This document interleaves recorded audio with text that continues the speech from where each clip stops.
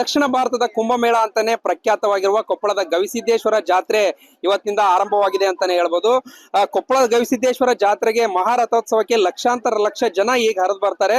ಅದೇ ರೀತಿಯಾಗಿ ಕೊಪ್ಪಳದ ಗವಿಸಿದ್ದೇಶ್ವರ ಜಾತ್ರೋತ್ಸವ ತನ್ನ ಮಹಾಪ್ರಸಾದಕ್ಕೂ ಕೂಡ ಸಾಕಷ್ಟು ಪ್ರಸಿದ್ಧಿಯಾಗಿದೆ ಅಂತ ಹೇಳ್ಬೋದು. ಸದ್ಯ ನಾನೀಗ ಮಹಾಪ್ರಸಾದದ ದಾಸೋಹ ಮಂಟಪದಲ್ಲಿದ್ದೀನಿ.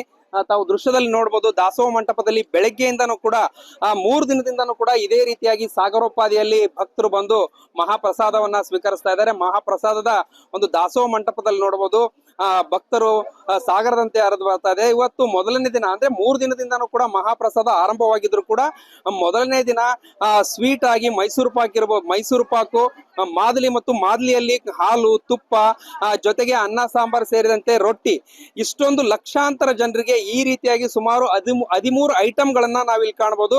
ಯಾವುದೇ ಮದುವೆ ಮನೆಯಲ್ಲೂ ಕೂಡ ನಾವು ಇಷ್ಟೊಂದು ರೀತಿಯ ಒಂದು ಆಹಾರನ ಸೇವಿಸೋದಕ್ಕೆ ಆಗಲ್ಲ ಅನ್ನೋದನ್ನ ಅತಿಶಯೋಕ್ತಿ ಅಲ್ಲ ಅಂತಾನೆ ಹೇಳ್ಬೋದು. ಜೊತೆಗೆ ಇಲ್ಲಿ ಕಾಲೇಜಿನ ವಿದ್ಯಾರ್ಥಿನಿಯರು ಏನು ಬಂದು ಸ್ವಯಂ ಸೇವಕರಾಗಿ ಕೆಲಸ ಮಾಡ್ತಾರೆ. ನಮ್ ಜೊತೆಗೆ ಈಗ ಸ್ವಯಂ ಸೇವಕರಾಗಿ ಕೆಲಸ ಮಾಡ್ತಕ್ಕಂತ ಕೊತ್ವಾಲ್ ಕಾಲೇಜಿನ ವಿದ್ಯಾರ್ಥಿಗಳಿದ್ದಾರೆ. ಅವ್ರನ್ನ ಒಂದಷ್ಟು ಮಾತಾಡ್ಸೋಣ. ನಮಸ್ಕಾರಮ್ಮ. ಈಗ ನೀವು ಫಸ್ಟ್ ಟೈಮ್ ಸೇವೆ ಮಾಡ್ತಾ ಇದ್ರೆ ಸೆಕೆಂಡ್ ಟೈಮ್ ಹೆಂಗ್ ಅನ್ಸುತ್ತೆ ಇದ್ರ ಬಗ್ಗೆ?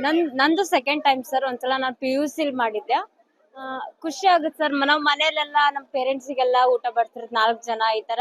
ಇಷ್ಟ ನಮ್ ತಂದೆ ತಾಯಿ ವಯಸ್ಸಿನವ್ರು, ಅಕ್ಕ ಅಣ್ಣ, ಅವ್ರ ಏಜ್ನವ್ರು ಸಾವಿರಾರು ಜನಕ್ಕೆ ಊಟ ಬಡಿಸ್ತೀವಿ ನಾವು. ಖುಷಿ ಆಗತ್ತೆ ಸರ್. ಒಂಥರ ಕಾಲೇಜ್ ಹೊತ್ತಿಂದ ಬಂದು ನನ್ನ ಫ್ರೆಂಡ್ ವರ್ಷನ ಸೇವೆ ಮಾಡೋದು ಫಸ್ಟ್ ಟೈಮ್ ಸೆಕೆಂಡ್ ಟೈಮ್ ನಂದು ಸೆಕೆಂಡ್ ಟೈಮ್. ಖುಷಿ ಅನ್ಸುತ್ತಾರೆ. ಇಷ್ಟೊಂದ್ ಜನಕ್ಕೆಲ್ಲ ನಾವು ಸೇವೆ ಮಾಡ್ತೀವಲ್ಲ, ಅಡ್ಗೆ ಬಡಿಸ್ತೀವಿ, ಖುಷಿ ಆಗುತ್ತೆ. ಈಗ ನೀವು ಫಸ್ಟ್ ಟೈಮ್ ಸೆಕೆಂಡ್ ಟೈಮ್ ಹೆಂಗ್ ಅನ್ಸುತ್ತೆ ನಿಮಗೆ? ನಮ್ಗೆ ಫಸ್ಟ್ ಟೈಮ್ ನಾನು PU ಒಳಗ್ ಬಂದಿದ್ದೆ. ಇವಾಗ ಸೆಕೆಂಡ್ ಟೈಮ್ ಫ್ರೆಂಡ್ಸ್ ಜೊತೆ ಬಂದಿರೋಕೆ ಖುಷಿ ಆಗುತ್ತೆ.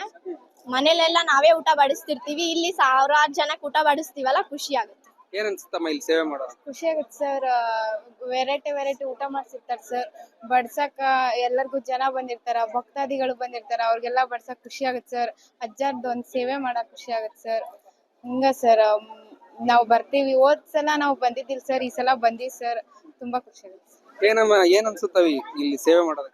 ನಂದಿದು ಸೇವೆ ಫಸ್ಟ್ ಟೈಮ್ ಸರ್. ಇದು ನಾನು ಈ ಸರಿ ಫ್ರೆಂಡ್ಸ್ ಜೊತೆ ಸೇವೆ ಮಾಡಕ್ ಬಂದಿನಿ. ಎಲ್ಲ ಪ್ರತಿ ಟೈಮ್ ಎಲ್ಲ ಫ್ಯಾಮಿಲಿ ಜೊತೆ ಬರ್ತಿದ್ದೆ, ಊಟ ಮಾಡ್ತಿದ್ದೆ, ಹೋಗ್ತಿದ್ದೆ. ಬಟ್ ಈ ಸರಿ ಇಲ್ಲಿ ಸೇವೆ ಮಾಡೋದು ಯಾವ ತರ ಇರುತ್ತಾ, ಹೆಂಗ್ ಮಾಡ್ತಾರ, ಅವ್ರಿಗೆ ಏನ್ ಎಲ್ಲ ಸ್ವಲ್ಪ ಖುಷಿ ಆಗುತ್ತಾ ಮಾಡೋದ್ರಿಂದ. ಇದು ಒಂದು ಇಲ್ಲಿಯ ಸ್ವಯಂ ಸೇವಕರ ಮಾತು. ಜೊತೆಗೆ ನಮ್ ಜೊತೆಗೆ ಈಗ ಊಟ ಮಾಡ್ತಾ ಇದಾರೆ, ಮಹಾಪ್ರಸಾದವನ್ನ ಸೇವಿಸ್ತಾ ಇದಾರೆ. ಸಾಕಷ್ಟು ಭಕ್ತರು ಕೂಡ ಇದಾರೆ.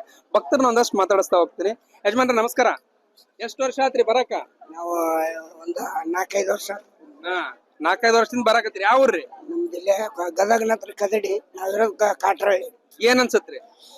ಇಂತ ಇದು ನಮ್ಮ ಆಲ್ ಇಂಡಿಯಾ ಕರ್ನಾಟಕದಾಗ ಇಲ್ಲ. ಏನೇನ್ ಊಟ ಮಾಡಿದ್ರಿ ಇವತ್ತ?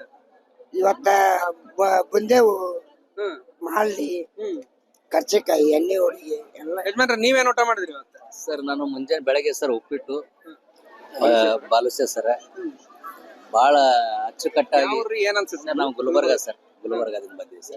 2 ವರ್ಷ ಆಯ್ತು ಸರ್ ನಾನು ಬಂದಿವಿ ಸರ್. ನಾವು ಒಬ್ಬನೇ ಬರ್ತೀವಿ ವರ್ಷಿಗೆ.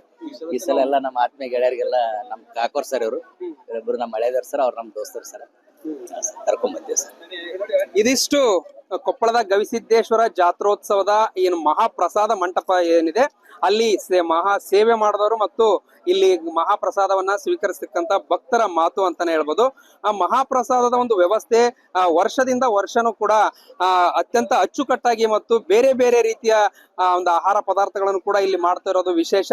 ಮೊದಲನೇ ದಿನ ಇವತ್ತು ಸಿಂಧನೂರಿನ ಭಕ್ತರು ಮೈಸೂರು ಪಾಕನ ನೀಡಿದರೆ, ನಾಳೆ ಅಂದ್ರೆ ರಥೋತ್ಸವದ ಮರುದಿನ ಇಲ್ಲಿಗೆ ಬರ್ತಕ್ಕಂತ ಭಕ್ತರಿಗೆ ಮಿರ್ಚಿನೂ ಕೂಡ ಮಹಾಪ್ರಸಾದದಲ್ಲಿ ಲಭ್ಯ ಇರುತ್ತೆ ಅಂತಾನೆ ಹೇಳ್ಬೋದು. ಶರಣಬಸವ ಹುಲಿಯೈದಾರ್, ವಿಶ್ವವಾಣಿ ಟಿವಿ, ಕೊಪ್ಪಳ.